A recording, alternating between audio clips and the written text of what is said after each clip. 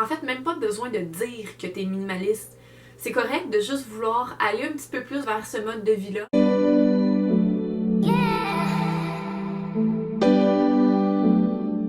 Salut tout le monde! Aujourd'hui, je vous fais une vidéo sur mes 10 trucs pour minimalistes débutants. Ça aurait pu s'appeler 10 trucs pour moins consommer ou 10 trucs pour faire le ménage chez soi. Mais ça a l'air que minimaliste, c'est un terme qui est bien à la mode en ce moment. En même temps, je me dis, si c'est une mode qui fait en sorte que les gens consomment un peu moins, je suis qui pour chialer? Fait que vous allez voir, ça se sépare un petit peu en 5. Les 5 premiers trucs sont plus sur comment faire le ménage de nos biens. Et les 5 derniers trucs sont plus sur comment moins consommer à long terme. Fait que, on part ça. Mon premier truc, ça serait d'écouter un documentaire sur la consommation. Des fois, on a besoin d'un petit déclic, vraiment de voir les choses pour vraiment nous convaincre. Moi, en fait, c'est vraiment ça qui m'a aidé à réaliser certaines choses puis qui m'a poussé à vouloir entrer dans un mode de vie un petit peu plus minimaliste. Donc, bien entendu, le premier documentaire, c'est The Minimalist, qui raconte l'histoire de deux gars qui poussent un petit peu plus à l'extrême le concept du minimaliste. Puis, en tout cas, c'est quand même un lourd documentaire, je vais pas vous le résumer, mais c'est très très bon. Je vous conseille absolument de le voir. Absolument! Et deuxièmement, ça serait The True Cost, qui est plus axé sur la consommation, les effets que ça a. C'est un petit peu plus le monde de la mode, mais reste que c'est vraiment intéressant. Même quelqu'un qui s'intéresse pas au minimaliste, je conseille fortement d'écouter ce documentaire-là. Ça fait allumer des petites lumières, mettons. Fait que les deux documentaires sont disponibles sur Netflix, sinon j'imagine sur internet à peu près n'importe où. Mon truc numéro 2, c'est est-ce que ça fait plus qu'un an que tu l'as pas utilisé? Si quelque chose traîne chez toi depuis un an, que ce soit un vêtement ou un article de cuisine, peu importe, il y a peut-être des petites questions à se poser. Des fois, j'ai tendance à faire ça, garder un vêtement parce que je me dis « Ah, mais je l'aime encore, il me fait encore. » Fait que... Mais tu sais, si ça fait un an qu'il traîne là, ok, bye. Le troisième truc, puis d'après moi, qui est le plus important, mais également celui dont on parle le moins, c'est est-ce que ça te rend heureux? Parce que si ça te rend heureux d'avoir cet item-là X en ta possession, garde-le. Des fois, on dirait qu'on veut s'embarquer tellement dans quelque chose qu'on se dit bon, moi maintenant je suis minimaliste, ah ouais, tout aux poubelles, merci, bonsoir. Mais après un certain temps, tu peux peut-être réaliser qu'il te manque certaines choses puis que t'es un petit peu triste d'avoir donné autant de stock. Fait que garde-les. Moi, dans mon cas, c'est les livres. J'ai quand même pas pire grosse collection de livres, puis en aucun cas je vais les donner parce que ça me rend heureuse de les avoir. Ça me rend heureuse de les relire, ça me rend heureuse de les partager avec mon entourage, d'en prêter. Fait que je vais juste les garder puis pas entrer dans ce stéréotype / standard minimaliste de t'es supposé avoir tes meubles et rien d'autre. Numéro 4, c'est l'organisation. Donc que ça soit pour les vêtements, les armoires, peu importe les aspects de ton habitat, ça serait de bien les organiser. Je trouve que d'un, ça simplifie vraiment le quotidien, mais de deux, ça te laisse voir l'espace que tu as chez toi. Donc, quand tu vas magasiner, tu vas voir si tu as un espace vraiment pour le ranger, puis si ça fit dans l'espace disponible chez toi. Truc numéro 5, ça serait de vendre les choses que tu n'utilises plus. Ça fait un petit peu moins mal au cœur que de juste les donner.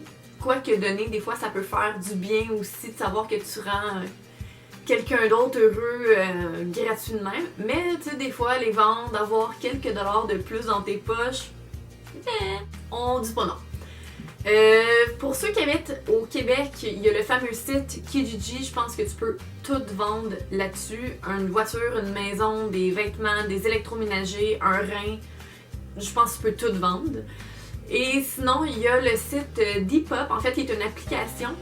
Je pense par exemple c'est vraiment plus les vêtements. Moi personnellement je l'utilise puis je trouve que c'est très simple d'utilisation. C'est international aussi puis c'est vraiment simple de trouver qu'est-ce que tu cherches. Fait que ça, je le recommande vraiment beaucoup si vous voulez vendre vos vêtements. Sinon, ben c'est sûr qu'il y a mille et une autres alternatives, vente de garage. Alouette! Truc numéro 6, et je pense que c'est celui qui m'est personnellement le plus utile, c'est de faire des listes avant d'aller magasiner. Je pense que ça s'applique vraiment plus au monde de la beauté / mode, parce que c'est rare qu'on passe sur un coup de tête et se dire « Ah, je vais aller magasiner des articles de cuisine ». Souvent, c'est plus des vêtements, du maquillage. Moi, j'aime faire une liste de j'ai besoin, mettons, d'un pantalon noir. J'ai besoin de 2 chandails simples. Fait que tu sais, vraiment de me faire des listes parce que j'ai vraiment le gène en moi d'acheteuse compulsive. Puis après ça, je me retrouve avec un chandail à froufrou fleuri que je porte jamais.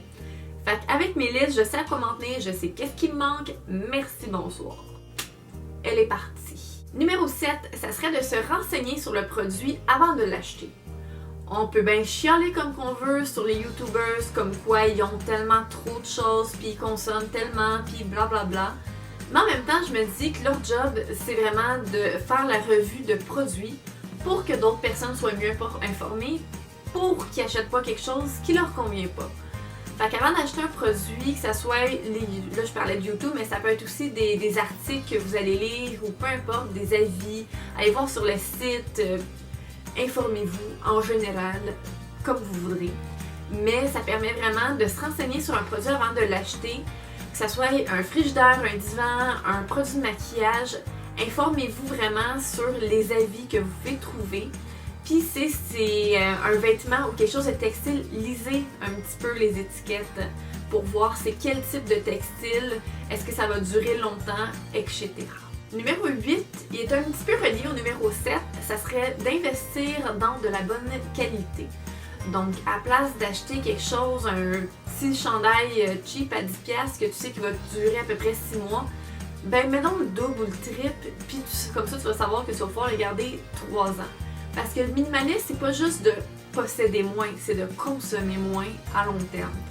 Donc, je conseille vraiment d'investir un petit peu plus dans une pièce que vous savez que vous allez garder longtemps.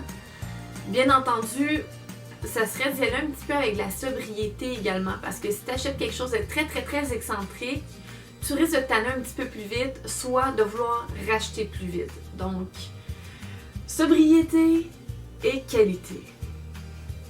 Le truc numéro 9, je pense que c'est le truc que vous avez toutes déjà entendu, la phrase iconique vraiment de la consommation, c'est « en as-tu vraiment besoin ?»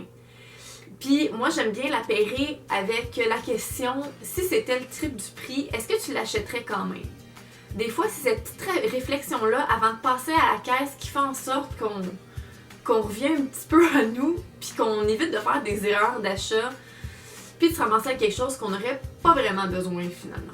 Puis le truc numéro 10 et le dernier, ça serait ne te mets pas de pression.